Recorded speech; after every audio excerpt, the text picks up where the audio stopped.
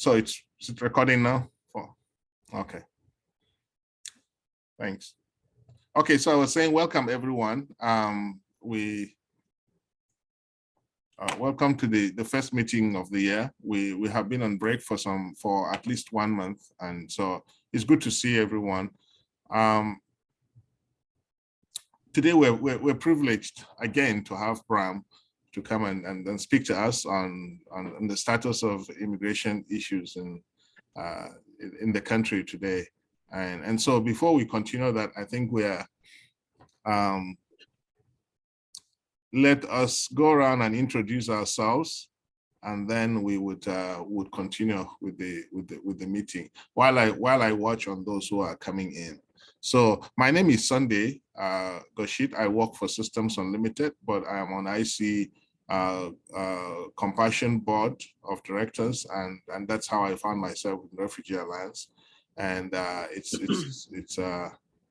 and I also teach as an adjunct in international studies at the University of Iowa. So thanks. Ed, you're next. Good morning, everyone. Ed Cranston, First Presbyterian Church in Iowa City, and I participate on the planning committee. John. Hi, I'm Joan Vandenberg, and I'm also on the planning committee, just a community volunteer. Thanks. Jennifer. Good morning, I'm Jennifer Miller from Johnson County Public Health. I work in our communicable disease division, but I do a fair amount of work with our refugee and immigrant population for TB treatment and assistance with some of their paperwork. And especially during the COVID, you did an amazing job that time. Yeah. Sean. Hey everybody, my name is Sean Hammond. I work at the Catherine McCauley Center in Cedar Rapids in a fairly recently created full-time position that focuses on partnerships and advocacy. Welcome, Sean. Thank you. Jenny. Good morning, I'm Jenny Hager. I'm a community relations rep with AmeriGroup Iowa. We are one of the MCOs in the state of Iowa, and my job is just to work with people, organizations, other people and members in the community, and help them know what Medicaid benefits are available to them. And we work a lot with the refugee population. I will. Can you introduce yourself? More than just a hand wave. Okay, my name is Will Cap. I work with IC Compassion. I manage Global Food Project, which is a farming gardening program at the Johnson County Farm on the west side of Iowa City. And with about 50 families. We'll see how many might be more next year. With just gardening, and the majority of those families are immigrant and refugee families. Thanks for letting me in on the meeting today, Sunday. Yeah. And Will, you're doing an amazing job at Global Food Project. I think we need to invite more people to go out there when the gardening starts. Yeah, it's beautiful out there. I encourage everybody to come out. Anne. Hi, I'm Ann Thompson with Iowa City Police Department. I'm the victim service coordinator here, and I work with all victims of crime after law enforcement goes out and makes the initial call for service. And also too, today we have our new intern here, Alexis Holloway, who is going to be with us through mid-May. So trying to get her in tune with some of the agencies that we work with, so she can become familiar if she runs across any instances where she could utilize any of your services. Welcome. Hi, nice to meet you all. Yeah, thanks. Peggy. Hi, everyone. I'm Peggy Linden. I'm with the K-PACE program at Kirkwood, which provides, it's one of the tuition assistance programs at Kirkwood, which provides short-term training in non-credit courses. We're probably going to invite you, Peggy, sometimes to talk about the movement of the campus from Iowa City to Mhm. Coralville. I'm happy to, but I don't know that I know much more than the general public at this point. Okay. Okay. Well, how that is going to affect the program, the English program, but we'll talk about. Okay, Kelly. Hi, everybody. Kelly Schneider here. I'm the Johnson County Mobility Coordinator. My role is to connect individuals and groups with transportation resources. Okay. Thanks, Kelly. Thank you. Summerman. Hi everyone. My name is Osama Ahmed. I am a second year PhD student at the University of Iowa, Department of Religious Studies. Yeah, that's it. Nice to meet everyone. Yeah, Summerman is working on some projects that deal a lot with immigrants, especially immigrant women in the community. So you're welcome. Okay, so basically today we're going to hand over to Bram to tell us about give some conversation about the immigration law. Now we know that the laws, we don't know if there are any changes, if there are any things for us to know who work with immigrants and refugees. So I'll hand over to you, Bram. Thanks, Sunday, and thanks, Sunday and Joan, for inviting me to talk to this group again. I love hanging out with Refugee Alliance, and it's just always nice to hang out. This is great. My plan is there's so many things to talk about, and so my plan is to say as little as I can, and save as much time as possible for you guys to ask questions and talk about whatever is on your mind. But you know, I teach over at the law school, and when a law professor says I'm going to say as little as I can, you know, we then get tenure 6 years after that. So get ready feel free to stop me if I go on too long. So in my as little as I can, I have sort of a 4-part agenda in mind, and I promise it's only 4. Like I have it written down and everything. But I'll try not to go on for too long about it. I want to talk a little bit about sort of the distinction between immigration law and immigration politics and culture in the United States, and the way there have been some recent examples of politics and culture completely dominating law, written law on the books when it comes to lived experience of folks going through the immigration system in the States. Specifically, I want to talk about something called Title 42, which you may have heard about for a little bit. So I'll talk about the politics, culture / law distinction. And then once we're in the world of politics and culture, I want to talk about America's short attention span when it comes to immigration law issues, and just sort of just in the last year or so, cycle through a couple of things that were item 1 on the agenda, sort of nationally, politically, and how they got, like, what knocked them off the agenda, and just see how quickly all that moves. So we'll start with politics and culture versus law, then to our short attention span in the realm of immigration politics and culture. And then I want to talk a little bit, pivot from a short attention span to what we might want to focus on for the much longer game, the next 10, 15, 20 years, and maybe more, of where immigration politics and culture might go, both in the States and globally. And then the last thing I want to talk about, which I think is the most important part, is wrapping all of that up. What I think are some of the ways we can make progress in a field that feels really depressing a lot of the time. And what I have in mind there is something along the lines of like hyper local institution building, including organizations like some of the ones who are represented on this call. Catherine McCauley Center, IC Compassion are great examples of what I have in mind, and also organizations like informal ones like us hanging out together like this. So I want to sort of pivot to like, we are the change that we're looking for. That's sort of my last move. Okay, so that's the very little I'm going to talk about. I will jump in and stop me whenever you want. And then my real hope is that I finish my spiel quickly and we can talk about anything you want tied to my presentation, not tied to my presentation, anything that's on your mind about immigration law. I'm happy to talk about it. Okay, so my name is Bram Elias. I'm a professor over at the law school. I am the director of the immigration law clinical program. At the law school, we have a clinic program where law students, for academic credit, serve as lawyers while they are students. They take real clients, they do real cases, they really do go into court, we really do get real results. And it's students working as lawyers under the supervision of a professor or multiple professors.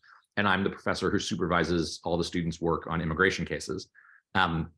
What that means is I do very little, and then my students do a ton of work.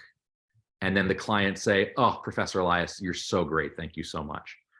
It's a very satisfying setup. It's great. I recommend it to anybody. At least it works well when your students are awesome. I've been blessed with awesome students. It might work differently if my students stunk, but I haven't had to deal with that yet. Okay, so I teach over there. I run the clinical program in immigration law. My wife also teaches the law school. She and I have each, depending on the semester, taught our regular immigration law class. She is sort of the national expert on a couple of different things. I'm just the local lawyer who helps students. Sometimes students will be in clinic with me and in immigration law as a regular class with Stella. And you know, at the end of the day, Stella will say, how was your day at work? And I'll tell her what we did. And she'll say, no, that's wrong. I'm the national expert on that. And that was the wrong thing to do. And I say, well, the judge signed the order. So we'll see.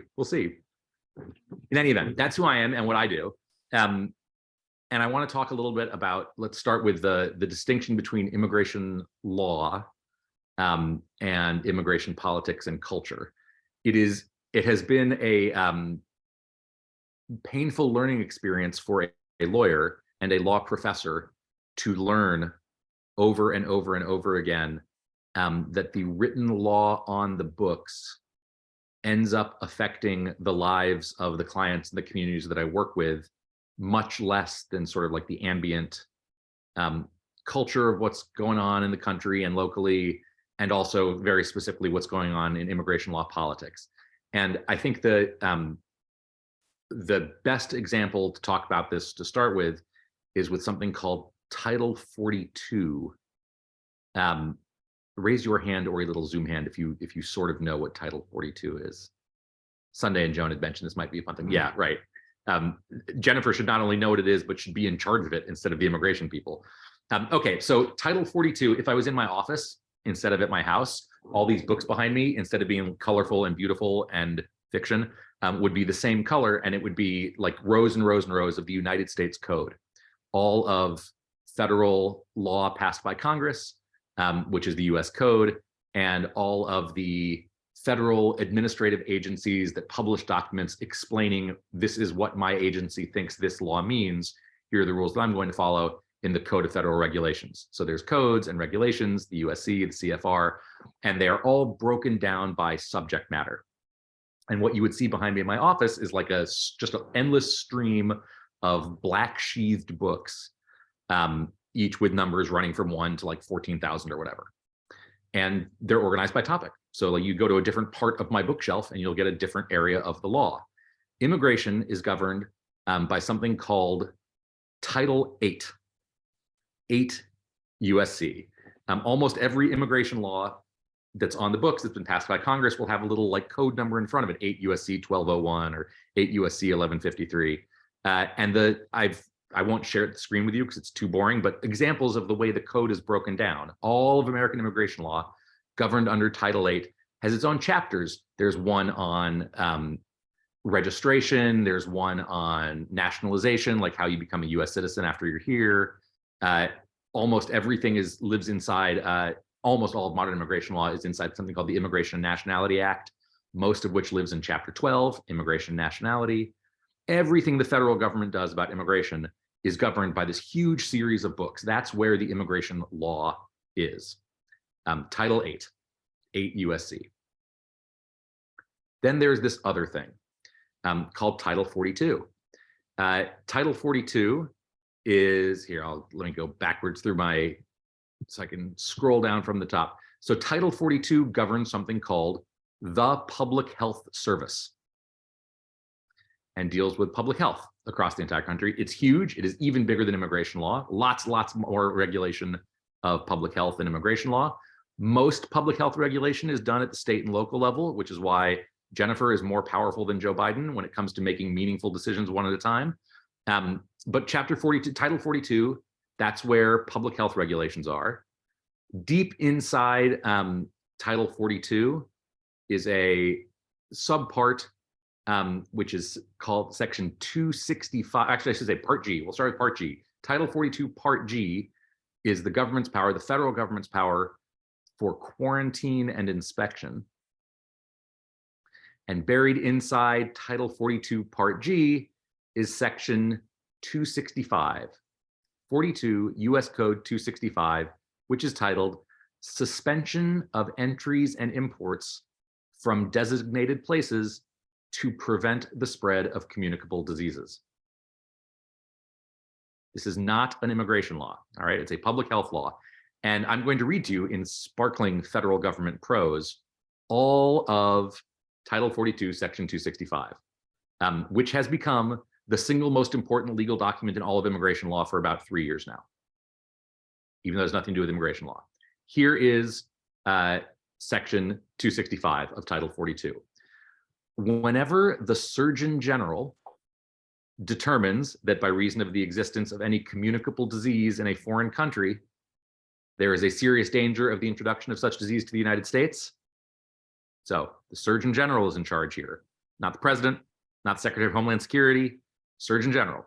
When the Surgeon General thinks there's a communicable disease in another country and we're worried about introducing it to the United States, because it's not here yet, and so we want to make sure it's not introduced.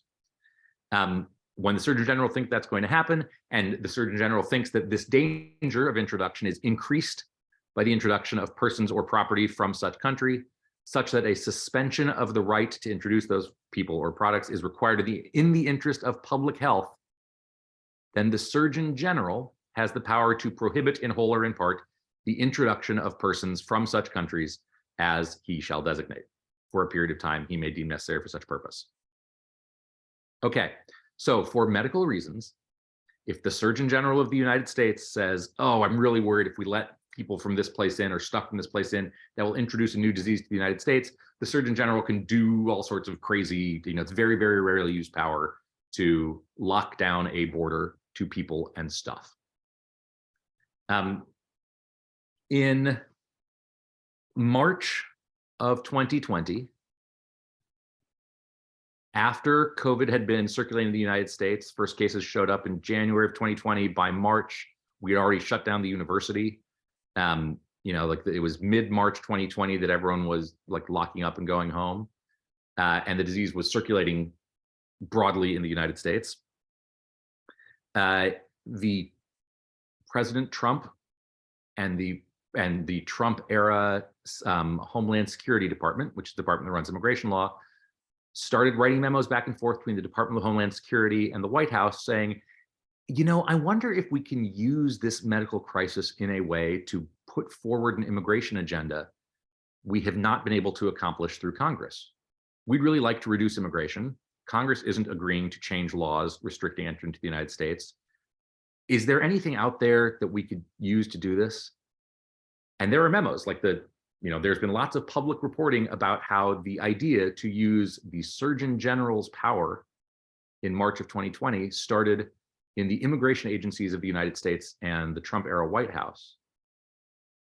And it was the White House that then reached out to the Centers for Disease Control and said, hey, would you guys mind shutting the border? We think you can do that. And there were memos back and forth where the CDC said, as a public health matter, there's no need to stop the introduction of people with COVID is circulating in the United States widely. But after the president threatened to fire the head of the CDC, over the objections of some career scientists at the CDC, there was a Title 42, Section 265 order put out that said, to prevent the introduction of COVID to the United States, we are going to say that, it's really dangerous if there's an introduction of persons from certain countries.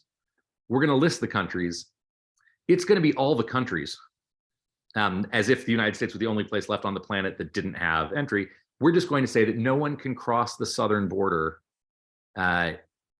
because we're worried they're going to bring in COVID. And we're going to use this title, this public health rule, to override immigration laws that give refugees and aspiring refugees the legal right under both American law and international law to seek asylum in the United States by presenting themselves at the southern border, or by crossing the border into the United States and then declaring yourself to an authority figure once you've entered and said, like, hey, I'd like asylum.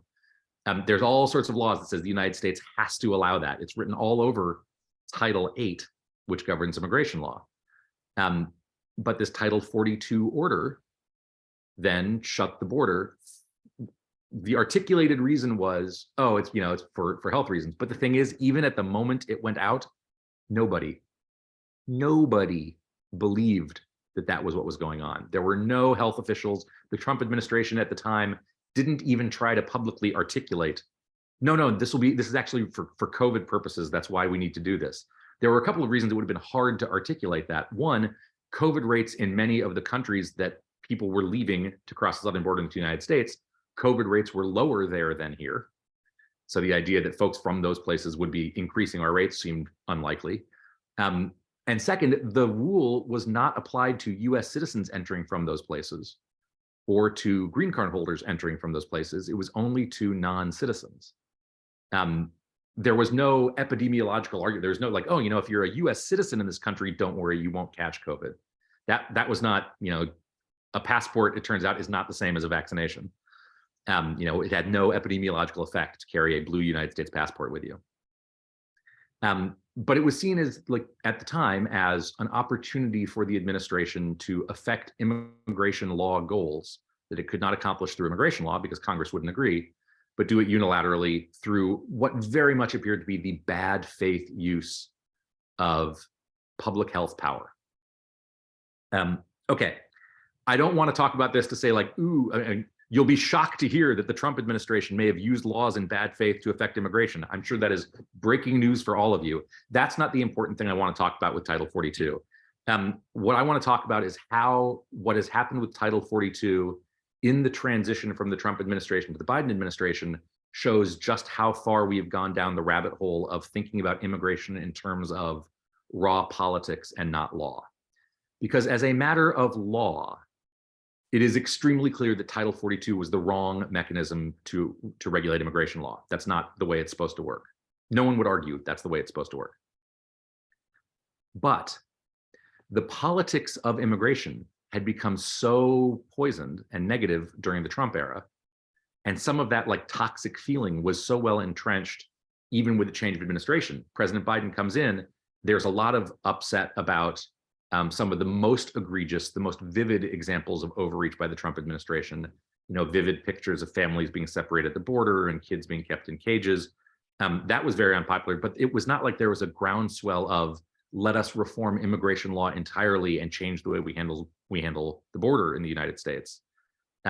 What's going to happen with immigration was and remains an open question. It wasn't solved by or answered by the election of President Biden.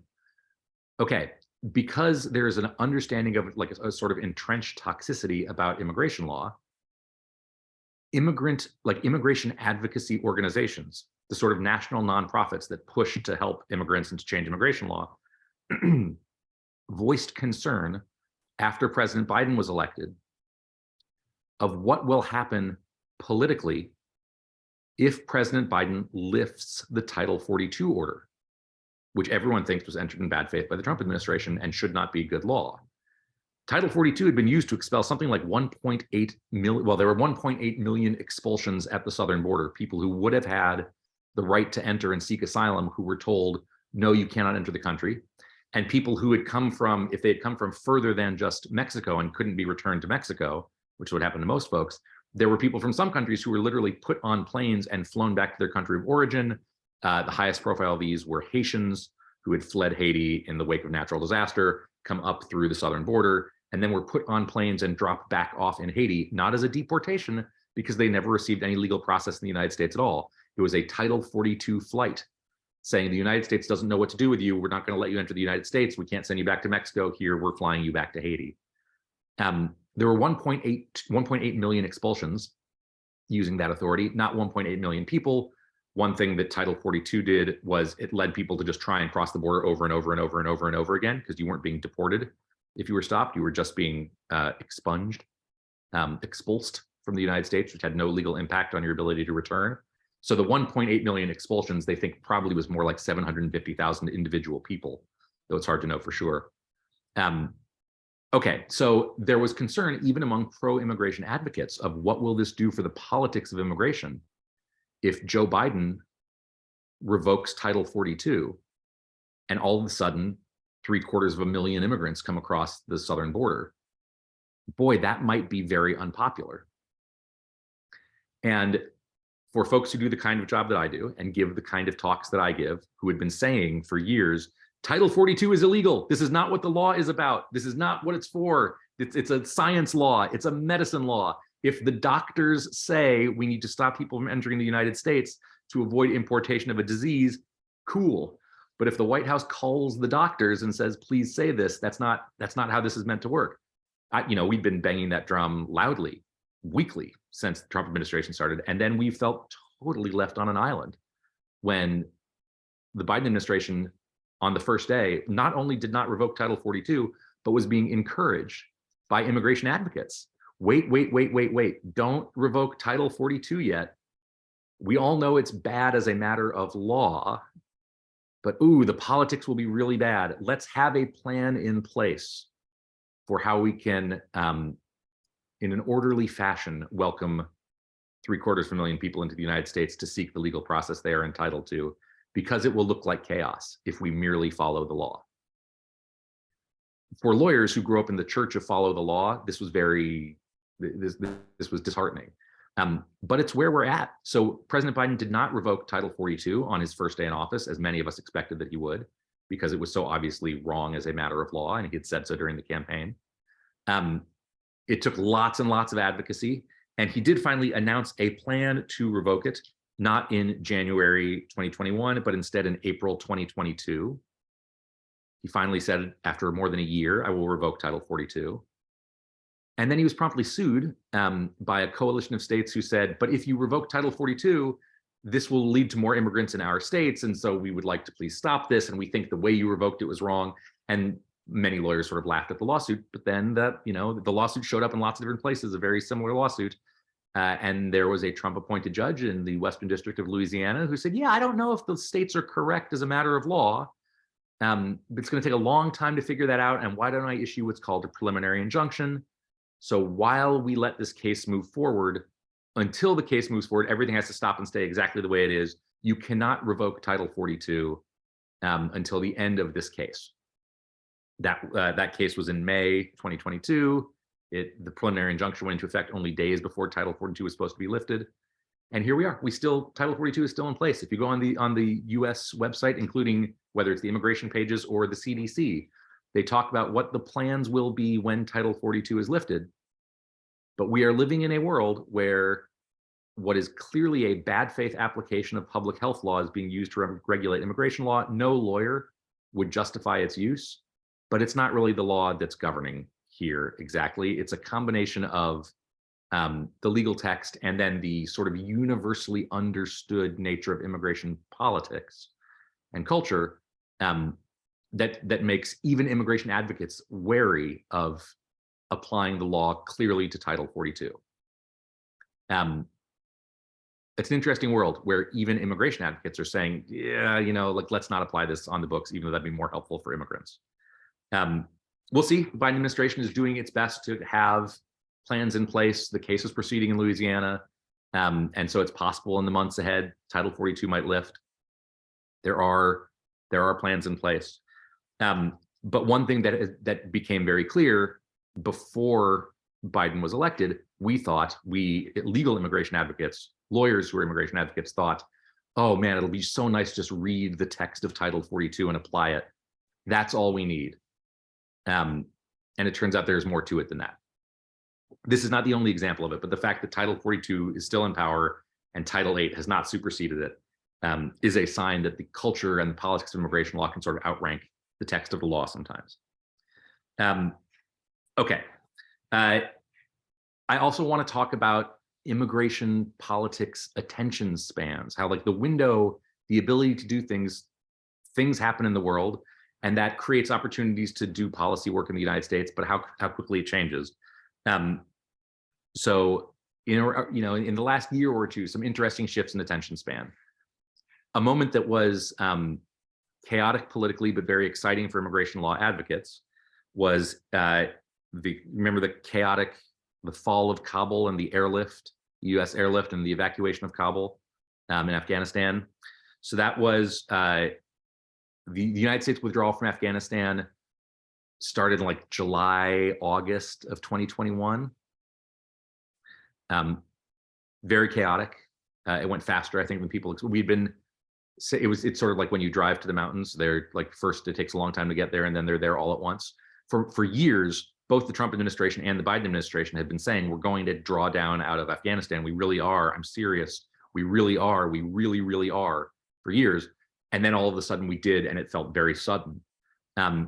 Okay, so there was this giant airlift out of Kabul, and vivid pictures of, as the US government realized, many, many, many Afghan individuals had worked with the United States government and with allies of the US government during the war in Afghanistan, which was going to make their life extremely challenging when the US government left and the Taliban reasserted rule over Afghanistan, that anybody who had worked with us was going to be in serious danger, their families be in serious danger if they stayed in Afghanistan.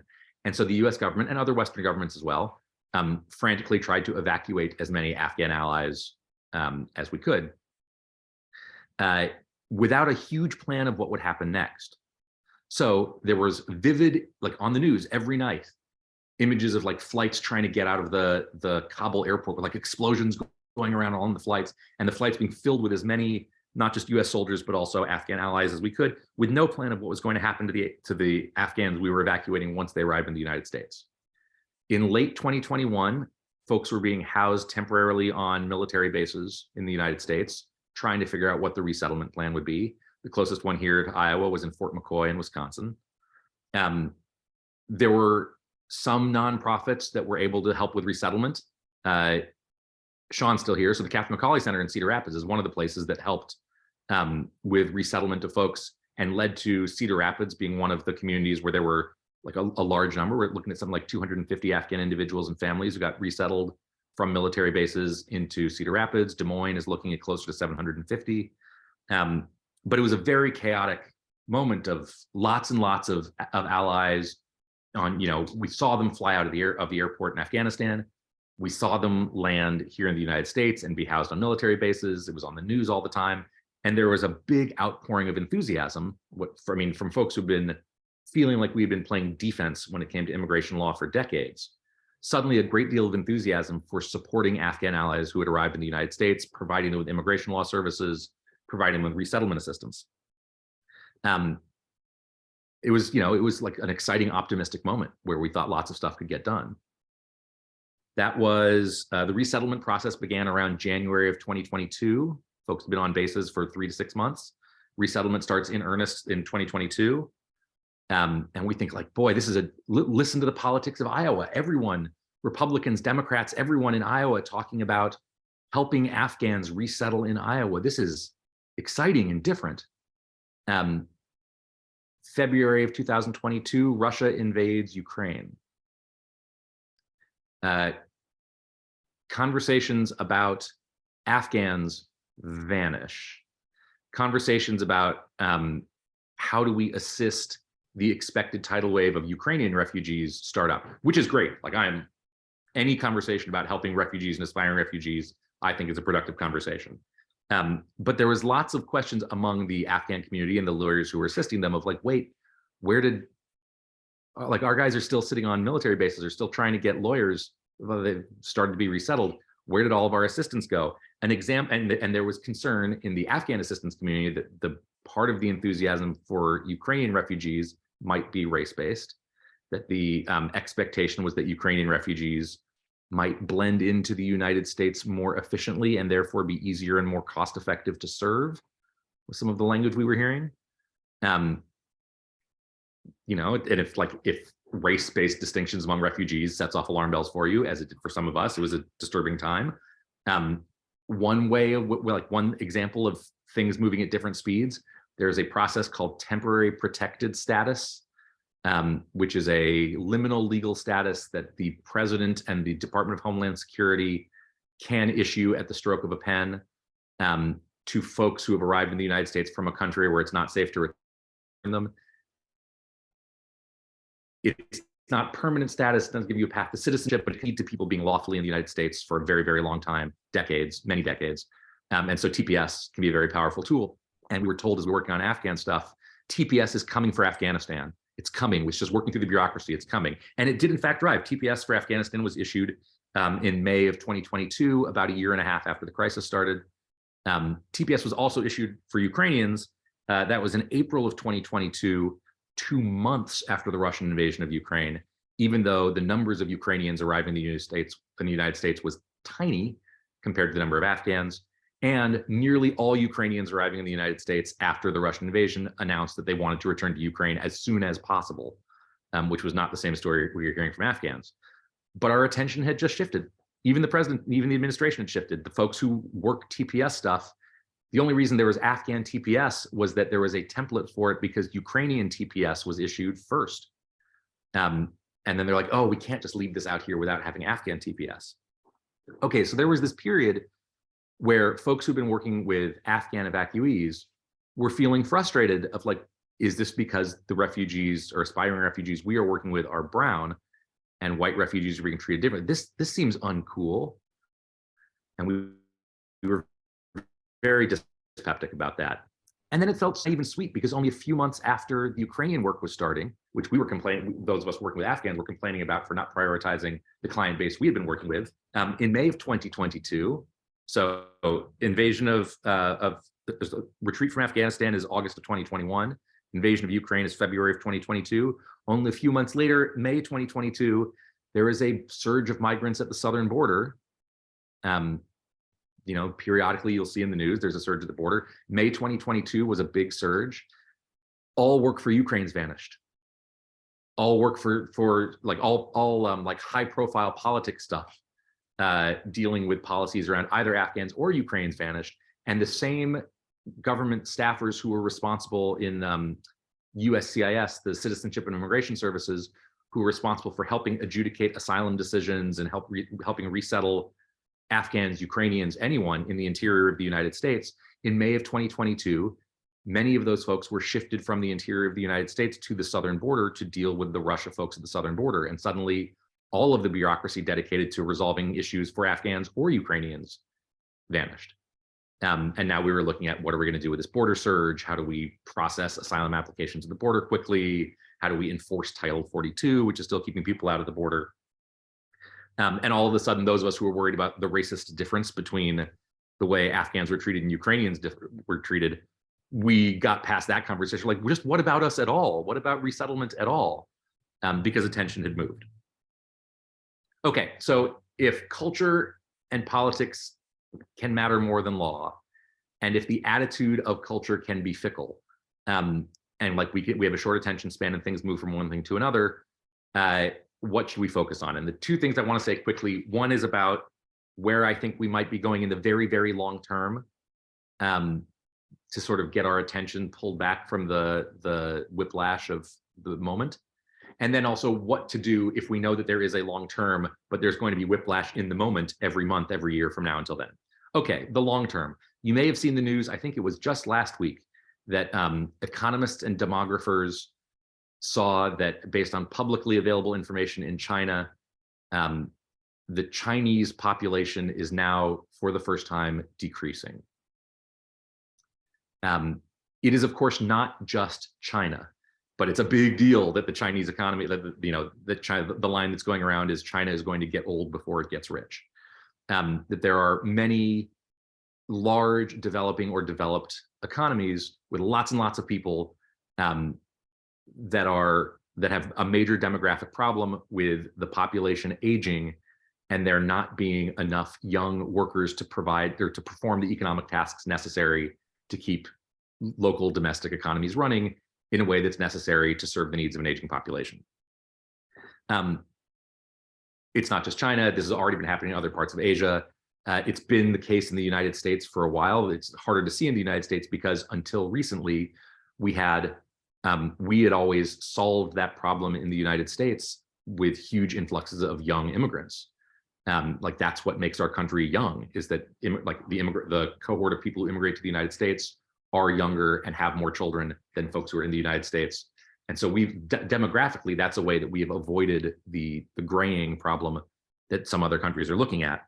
And one of the conversations that's going on among like migration scholars is that as nativist and as nationalist as some politics feel right now, it definitely feels like that in the United States, in a sense of like, let us keep others out, that there is reason to believe in the decades ahead, there will be a competition for immigration. The main part of the world that right now is young and is sending out and people are emigrating away from is Africa. There are many, many migrants moving out of Africa.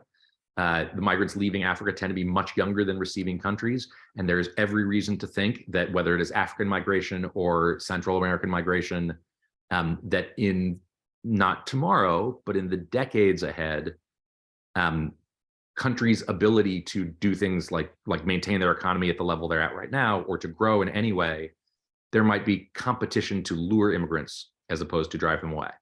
Now, whether the economic imperative of having a balanced national labor base overrides things like xenophobia and racism, well, we'll see, right? The economic imperative has been there in the United States, and that didn't stop xenophobia and racism from having a real bumper crop these last 5 or 10 years.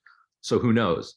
But there's reason to think that in the decades ahead, immigrant being a welcoming place for migrants there might be more political pressure to move in that direction instead. Culturally, who knows? Economically, there's no question. And one of the dark jokes that goes around the migration academic world is like, we're super racist, but if we can make the way our racism work to be like, we're going to be more immigrant friendly than those Chinese, that might get some real legs among certain parts of America. Make it a national competition, who knows? But there's every reason to think there might be more pressure for more immigrant-friendly policies in the decades ahead, if not in the months ahead. Okay, what does all of that mean together? I want to talk a little bit about institution building, because that, I think, because politics is because immigration law changes very slowly, if at all, in the United States with a divided Congress. We haven't had any major immigration reform since the 1990s. There's no reason to think there's going to be one anytime soon as a statutory matter. Because the politics tends to matter more and it moves quickly. One thing we did notice is that you can beef up institutions or you can cut down institutions during like windows of during a political moment. Okay, the bad guys know this. Folks who are opposed to immigration and opposed to migration, they are aware of this. For this group, I'm sure it's not news to talk about how during the Trump era, the United States refugee cap, the number of refugees we admit from abroad who have been adjudicated as refugees overseas and then are admitted to the United States fully established as refugees, which entitles them to a green card in the United States and a path to citizenship. Not people going through the asylum process here who are determining whether they're refugees, but folks who've been adjudicated overseas by international bodies as refugees and are then admitted to the United States. There's a cap of how many we admit every year. And it's 125,000, 85,000. The president gets to pick a new number every year. And during the Trump era, it went down to 0. First it cut from 125 to 75, then to 35, then to 0. And the reason the number dropped down to 0, one reason was an awareness within the administration at the time that the nonprofits, the big national nonprofits that were established to help resettle refugees in the United States often got their funding on a per resettlement basis. And when the number dropped to 0, and the organizations could see in advance that the number would be 0 and there would be no resettlements in the next year, the organizations lost their funding. And there were like memos that came out from Stephen Miller was sort of the architect of it in the Trump administration, but from different folks in the Trump administration saying, we don't need to stop refugees from entering the United States forever. We just need to stop it long enough so the resettlement programs break. because it'll be hard to staff them back up. And so if people try to admit more refugees in the future, it won't work. Even if the Trumpian moment changes politically, if the institutions that resettle folks are gone, it will take years of support for refugees to build them up to where they were before. So there was a concerted effort to try and reduce institutional support for refugees. But conversely, one thing we learned at the local level, so that like on the big national level, that was very disheartening. But there's some stuff we've learned locally about how you can build organizations that meet a particular political moment with an eye towards the organization surviving past that moment that can be pretty cool. So, well, what are the ones I have on my list here? Let's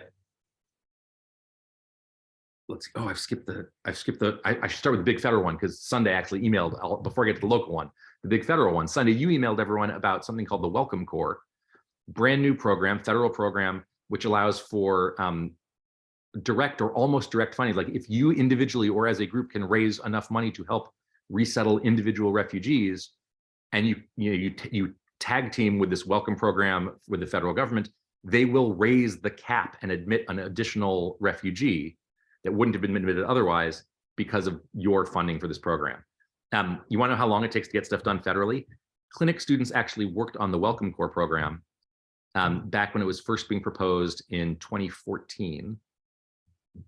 Part of the enthusiasm for it was, I think it was the founder of Chobani Yogurt. It was like a yogurt company who had offered like, I will donate $20 million, get me 2,000 refugees. Like but there was no government program to set it up. There was a think tank in Washington, DC that started working on it. It had a legal department that was run by an Iowa grad. The deputy director of the legal department was this guy named Matt, who had this idea of like, what if we did privately funded refugee stuff tied to the State Department?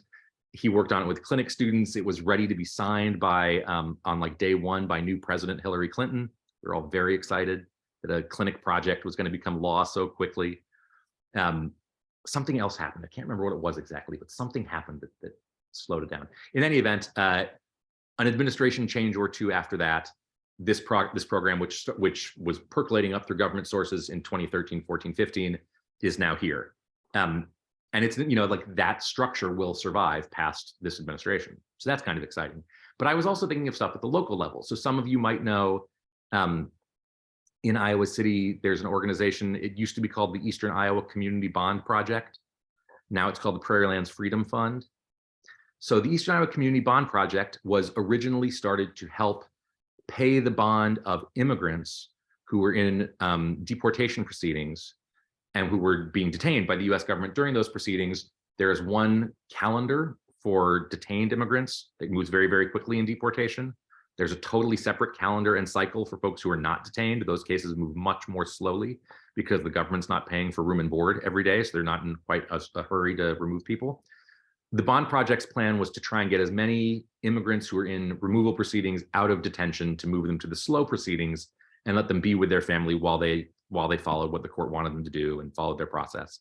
And it was a cool project, and they were doing lots of cool stuff. Very successful about getting immigrants out of detention. And then there was the George Floyd killing and lots of protests in Iowa City, and the bond project shifted and said, we will also pay bond for folks who were arrested as part of these protests, which was a big change in focus from what they'd been doing with non-citizens, focusing on non-citizens, but they had the mechanics in place to know how to pay bond quickly. And when they shifted to that other political moment, their donations went through the roof, quintupled in size. We're getting national donations, tons and tons of money. When they returned their focus to working mostly on immigration bond, they then had the resources in place to bond out literally every single immigrant in detention in the state of Iowa who was eligible for bond. And the way immigration detention works, not everywhere in America, but usually in rural states, and it is the way it works in Iowa, is that local governments rent out rooms in jails to immigration, to ICE, to hold detainees. And when local jails, county jails, weren't able to keep those rooms full because people were being bonded out so quickly, the county jails started ending their contracts with ICE. And I mean, also there was a change in policy at ICE as to how much they were going to, they wanted people detained. And now there is basically no systematic detention of immigrants in the state of Iowa. Like this, the Bond Project, by sort of like following from political moment one to the next, you know, like Lynn County and Hardin County were the two places that held lots of immigrants. Lynn County now is like they have some short-term detention, but systematic long-term immigration detention just doesn't exist in Iowa anymore, in large part because of this one organization, which they will sort of move with time. Another one that I'd like to talk about very quickly, and then I'll stop, but this is really the whole reason, was all building up to bragging about this brand new organization, which is looking for help. Let me put in here. So here is alliowa.org, which is the Afghan Legal League of Iowa. It was built with federal money for assisting Afghan evacuees. Big surge of that money when Afghans arrived. Expansion of that money stopped once the conversation moved to Ukraine, but the pool of money was still there for Afghans. The state of Iowa, with the Bureau of Refugee Services and the Department of Health and Human Services, tried to look for grantees to provide legal assistance to Afghans. And the nonprofits that were involved in working on this, Catholic Charities up in Cedar Rapids, Iowa Migrant Movement for Justice in Des Moines, the clinic here at Iowa, the University Center for Human Rights, Drake University has an immigration law clinic. We all started like talking about what we could do. And there was big enthusiasm to see if there was a way, because we knew the focus on the Afghans might pass. Was there a way, when we had this moment of big institutional support from the state, that we could build something that would help the targeted community, Afghan evacuees, but could remain and be of use to a broader immigrant community after our short attention span changed? So the first thing we did with all Iowa money, oh, sorry, Ed, maybe if, Ed, nice to know that you're focused entirely on paying attention to everything I'm saying, and you're not multi-screening. No one would ever do that. My students never do it either, don't worry. If that doesn't work, I will go double check the site when I'm done here, and have Sunday send out the new one if that's okay. So what the organization, the first thing they did was, it was enough funding to allow Drake University to hire a new immigration law professor who is focusing on Afghan issues, but will be around long-term to provide resources throughout the Des Moines community. Great. But the other thing is that the first project they talked about was, you know, we're not going to have enough lawyers to serve all Afghan asylum applicants, which is sort of who this was focused on. What if we created a hotline, a quasi-legal hotline where asylum applicants could go, that would have multi-language function, and you could just ask basic questions about how asylum law works and get basic answers, not legal advice, but basic answers and referrals to legal help if you need further legal assistance, as opposed to if you want to do yourself. And we said, you know, we'd also like to make this available because the questions that we're going to get from Afghan aspiring asylees will be so similar to the questions we get from aspiring asylees of any nationality. Will you please allow us to open the warm line up? We call it a warm line, not quite a hotline. It takes some time to answer questions. But will you please allow the hotline to be available to all immigrants in Iowa? Got the green light from the state. And so the Afghan money is building this institution through all Iowa that we hope and expect will be available long-term to provide assistance to whatever the next wave of immigrants ends up being, of aspiring refugees or otherwise. And this is sort of where we think the way forward might be. Having flexible institutions in place, whether it's something as formal as All Iowa or as informal as the Refugee Alliance, and just a place for folks to hang out once a month, having a forum of service providers and advocates and immigrants who know each other, so that whenever the next thing comes up, a flexible institution is in place to sort of like seize the next political moment with an eye towards being of use even after that moment has passed. We are hopeful that that kind of progress can be the bridge from here until hopefully the moment when our national political sentiment is about recruiting immigrants and being as welcoming as we can, and competitively welcoming compared to other countries and economies across the world. That from here to there, it's flexible institutions that are the way to go. I wish the answer was it was law, but I'm not sure that it is. And I think it's much more about policy, culture, and institution building. And that's always why I love talking to you guys. And I have left you 90 seconds for questions. Yeah. Thanks so much, Bram. Thank you. Yeah, that was we couldn't stop you, so I've been told that. Yeah, but such a lot of information that I think are very useful, very useful. A very good background, very great information, and I don't know who is the lucky person to ask one question, but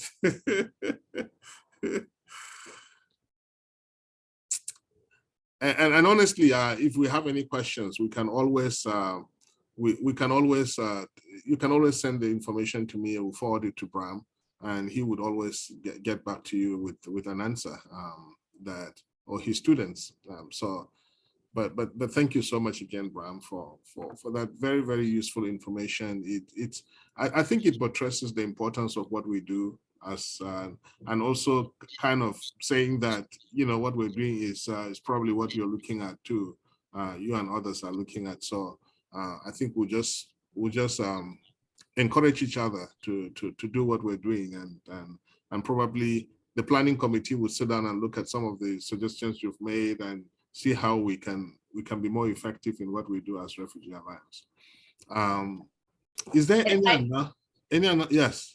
I just have a comment. I just your observation about our short attention span and then how to capitalize and use that for advocacy. That's brilliant. So it gives me a lot to think about of how we can use that kind of approach, as we advocate for our refugees and immigrants. I teach, in addition to immigration law, I teach ethics and legal professional responsibility and legal ethics at the law school, which is a required course that not everybody wants to take. I'm delighted when my students want to, but they have to, whether they want to or not. And the class can be up to 100 students or so. And so I'm well acquainted with short attention span. I could write a PhD on short attention span. So I've thought about it a lot. Bram, your information was so impactful, but it sounds like it's very dynamic. It's changing. Yeah. And so how do we keep up with this? I mean, I took notes here. I thought it was fabulous, but there's going to be changes. Where can we go to find out kind of the latest when things do change? That's a great question. The more you invite me or my wife to give talks to organizations like this, the happier my dean is. So that's always one way. There are a couple of really good, here, my work email in the chat too.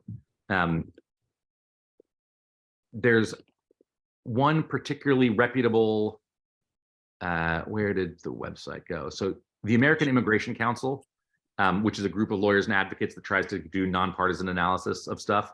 Here is I meant to include this. If you want more detail on Title 42, here's their incredible Title 42 research guide that they keep updated. So the AIC is a really good place to go. There's another organization called the Heartland Alliance, which is based out of Chicago, which creates white papers on immigration law. But I mean, really the main thing to do is whenever anything comes across, like when you feel things changing, you're at the right speed. It's like immigration law is deeply reactive. Things aren't happening in secret. It's the opposite. Like it's thoroughly unplanned. Something breaks in the news, and then the federal government, usually just the executive branch, reacts and tries to do something. So if you follow the news and then Google, I wish it wasn't like that. As a lawyer, I wish we had like deep legal plans that rolled out in a way that were so staid and predictable that they didn't make the news. And the only way to keep up would be to have lawyers come tell you, here's what's going on. But with immigration law, it's so reactive. It's like anytime you see something in the news, if you then Google and see what the American Immigration Council has to say about it, or similar organizations have to say about it, you'll be up to speed. You, in fact, might be a few weeks ahead of the government bureaucrats trying to come up with a proposal to deal with whatever's going on. Thanks. Okay, I think that we are already past time. What I would do is to request that our next meeting is going to be February 27th, and we're going to have something close related to what we've just had today. International Rescue Committee is going to speak to us on what they do. And any other announcements, John or Ed? I don't have any. Peter? Okay. Others in the group may. Okay, does anyone have any announcement? Okay, I just forwarded another email from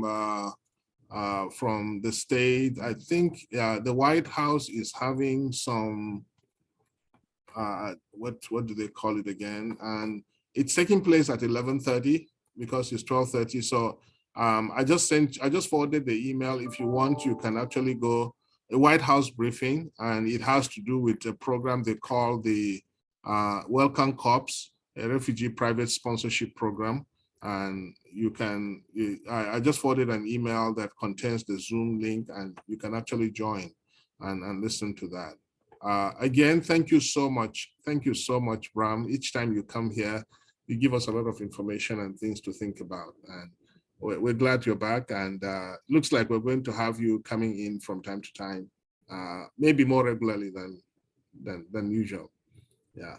Thank you all for coming, and hope to see you in February. And if there's any information you want us to pass, please just send it to me, and I'll pass the information to the group. Thank you so much, and have a nice day, everyone. and a great week. Thanks. Okay, bye-bye.